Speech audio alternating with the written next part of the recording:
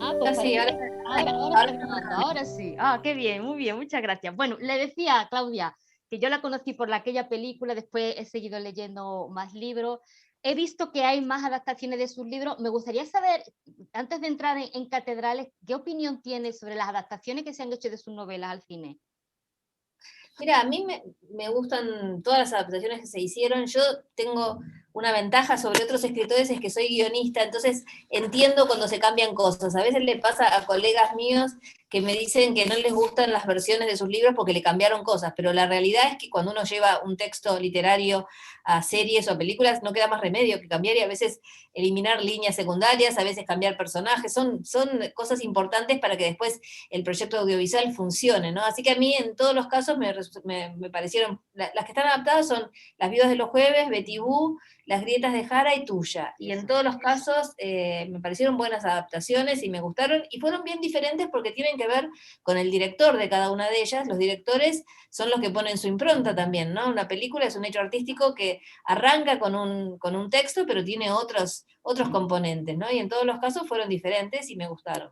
Ah, muy bien. Yo sí, yo disfruté de las películas que se han hecho de su novela. Catedrales es la última que la he leído hace muy poquitos días, la he terminado, la he disfrutado igual. Lo primero que se me ocurre, Claudia, preguntarte es ¿por qué? ¿Por qué esta novela? ¿Por qué esta historia? ¿De dónde procede la idea de esta novela? Mira, todas las cosas que escribo aparecen con una imagen disparadora. Esa imagen disparadora es de la categoría de los sueños, en el sentido que uno a veces sueña con algo y no sabe exactamente por qué soñó con eso, ¿no? Entonces la imagen disparadora de esta novela es muy parecido a lo que terminó siendo la tapa, ¿no? La portada de esta novela, que es esa joven que va a una iglesia y que está sentada en un banco esperando un reparo, un consuelo que no llega. Y a partir de ahí, bueno, esa imagen queda en mi cabeza y yo empiezo a tirar del hilo para tratar de ovillar algo que todavía está muy enredado y me aparece una familia muy católica de 3 hermanas, etcétera, y de a poco va apareciendo la novela. Ahora, ¿cuáles son las cuestiones que hicieron que esta novela aparezca, que esta imagen aparezca? Eso ya son más del orden de casi de lo inconsciente, me parece, ¿no? Como en los sueños. Ajá, muy bien.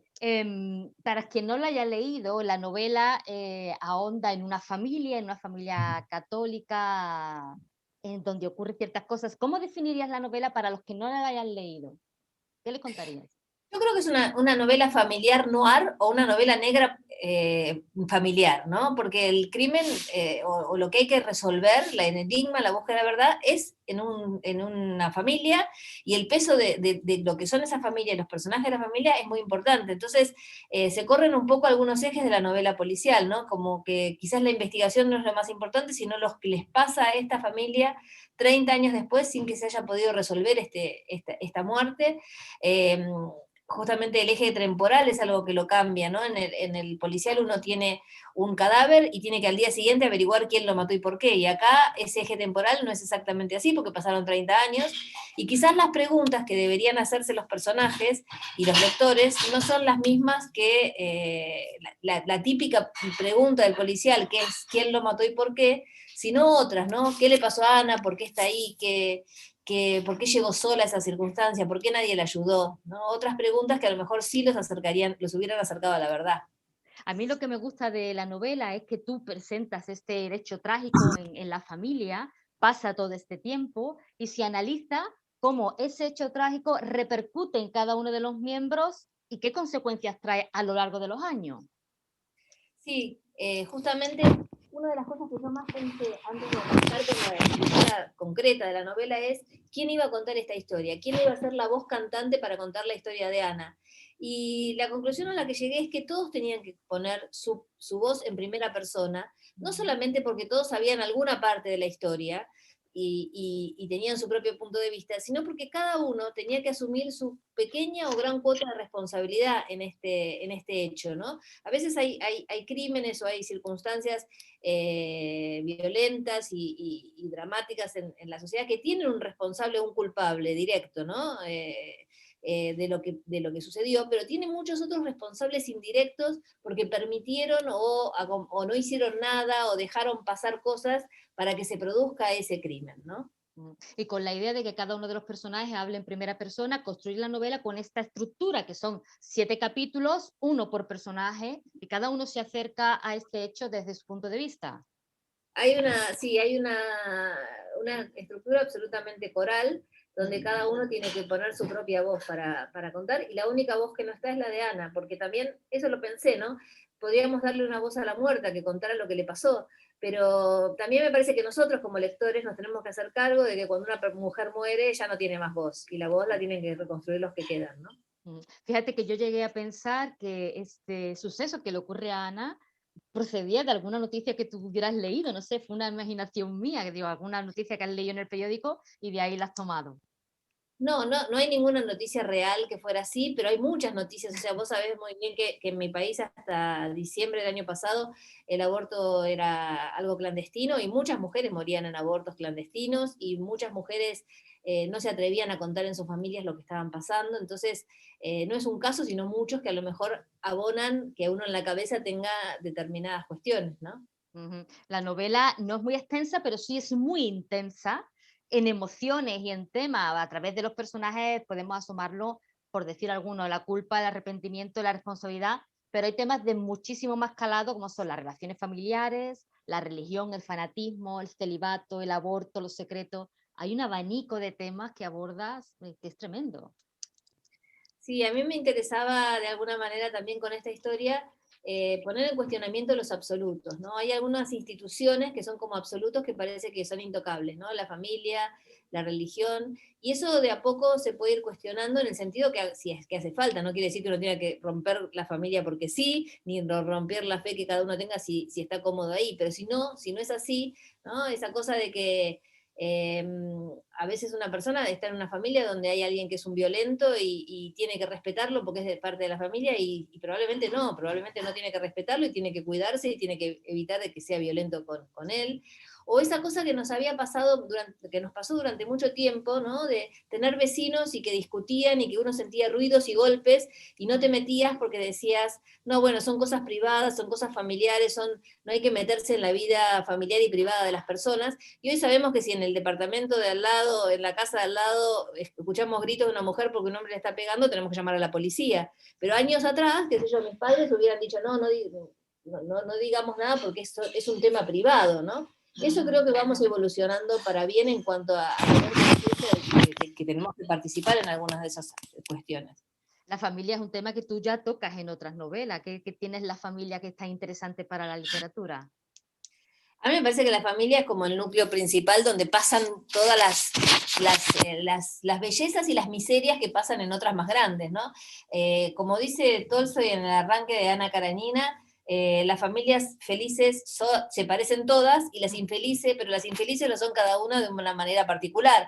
Y la literatura le interesa más las que son de manera de particular, ¿no? Si uno va a contar historias de familias felices, probablemente termina siendo una publicidad de dentífrico o de mayonesa o de alguna cosa por el estilo, y la literatura se basa en conflictos, en cuestionamientos, en tratar de poner la cabeza en pensamientos críticos, y por lo tanto los personajes que tienen conflictos son más interesantes y permiten una curva dramática y cuestionamientos, y eso dentro de la familia hay mucho, me parece que hay mucho para revisar, ¿no? La novela sí que yo he ido señalando frases. Hay una que me ha gustado mucho que dice, crecer es tener secretos. Es decir, que es verdad, porque a medida que nos vamos haciendo mayores, pues cada uno va guardando y va tejiendo su propia red de secretos, que solamente uno conoce, claro. Parece que los niños se dicen todo, ¿no? Esa cosa que dicen cualquier cosa porque saben que pueden decirlo y después nos van explicando que hay cosas que no se deben decir y a lo mejor no está tan bien, ¿no? La religión y las creencias religiosas se abordan muy bien en el libro, pero yo quiero entender que son creencias mal entendidas, porque lo que tú explicas en la novela es el fanatismo, que es llevar la religión al extremo. Sí, es el fanatismo. Yo trataba de marcar que el fanatismo no siempre es en religiones lejanas y de países lejanos y absolutamente desconocidas por uno. A veces el fanatismo está en las propias religiones que están más cerca, ¿no?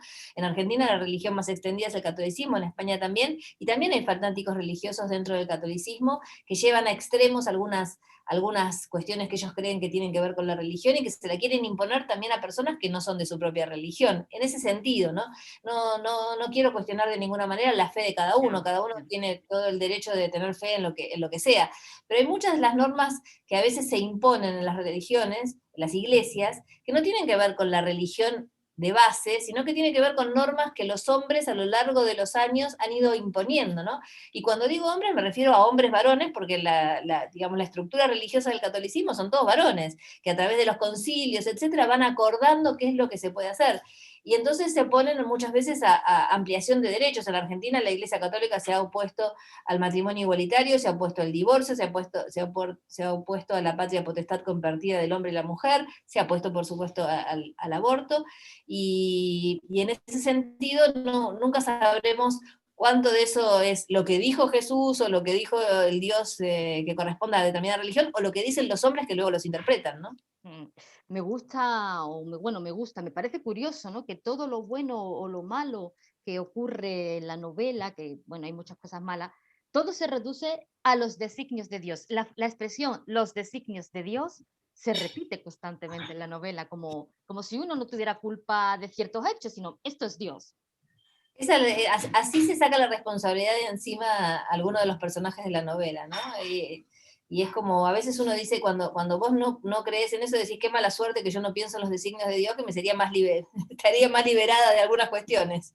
Exactamente. Hay varios personajes, hemos dicho que son como 6 o 7 principales. Está Lía, Carmen, Ana, que son las 3 hermanas, su padre Alfredo, Marcela, que es la amiga de Elía. Podría preguntarte muchas cosas de cada uno de los personajes, por ejemplo, Lía, que es la que abre la novela.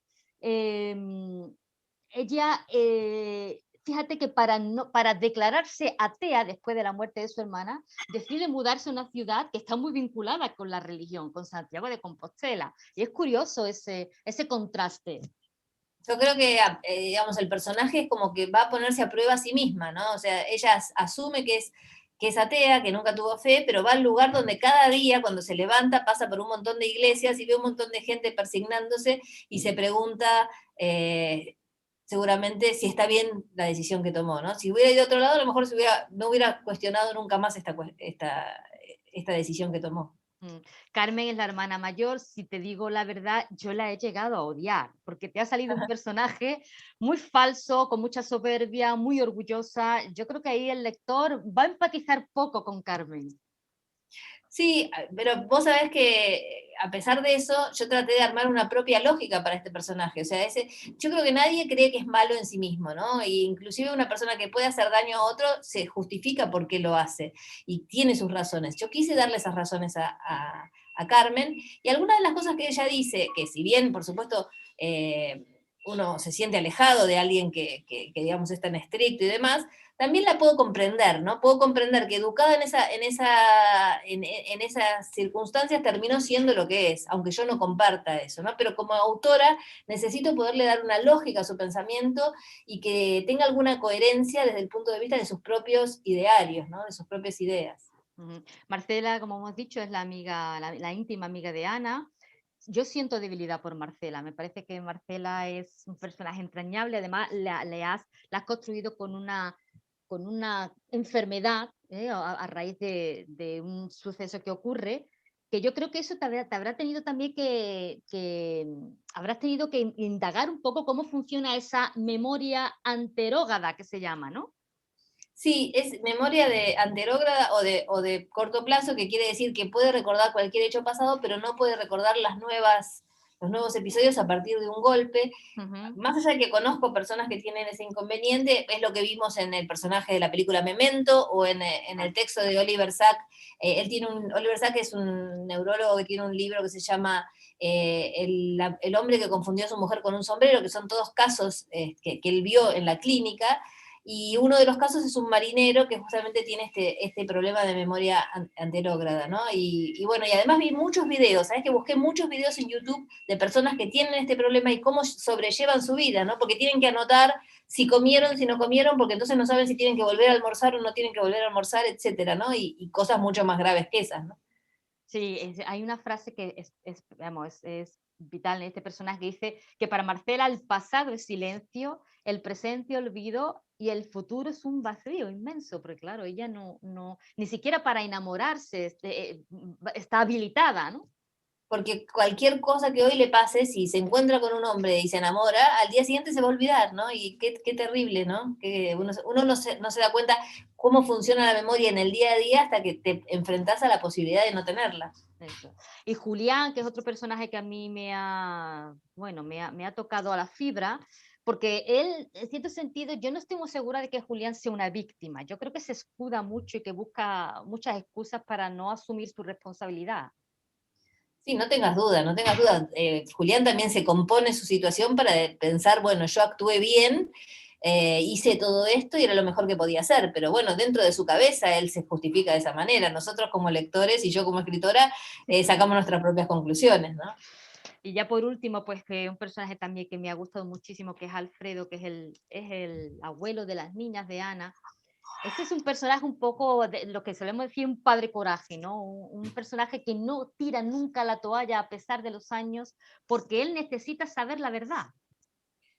Sí, a mí me gusta mucho ese personaje y además es un homenaje a tantos padres y madres en Latinoamérica que todavía tienen la fuerza para seguir preguntando qué pasó con sus hijos, ¿no? Digamos, quizás en tu país también hay casos así, pero acá nosotros tenemos varios casos todavía de mujeres desaparecidas que no sabemos qué pasó con ellas, o de mujeres muertas que murieron en circunstancias de una fiesta de poder o de lo que sea y que no se determina de dar una resolución de justicia a esa familia, y que vos ves a los padres y a las madres que siguen yendo, a lo mejor ya no a la justicia, pero aunque sea a un medio, a un periódico, a que alguien los escuche y los ayude a que esa causa no quede impune, ¿no?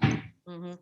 Fíjate que la verdad es una palabra tan importante que hay una frase que dice, la verdad se nos niega, perdona, duele hasta el último día. Esa frase aparece, de hecho yo la anoté y la subí a Instagram después, no pensaba que iba a ser tan rotunda esa frase. Casi que esa frase resume la idea sobre la que se sustenta la novela, ¿no?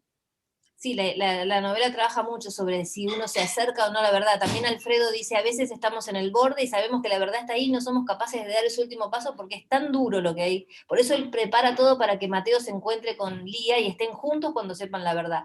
Pero a su vez sabe que si la verdad no sale, les va a doler hasta el último día, ¿no? Ujú. Bueno, Claudia, pues no tengo más preguntas que hacerte, solamente decirte que muchas gracias por atenderme y que la novela me ha parecido espectacular y que la he disfrutado muchísimo. Muchísimas gracias, Marisa, gracias por leer esta novela y las otras, y ojalá nos encontremos en algún momento. Seguro que sí. Te mando un saludo, Claudia. Beso Chao. grande. Chau, chau. Adiós. Chao.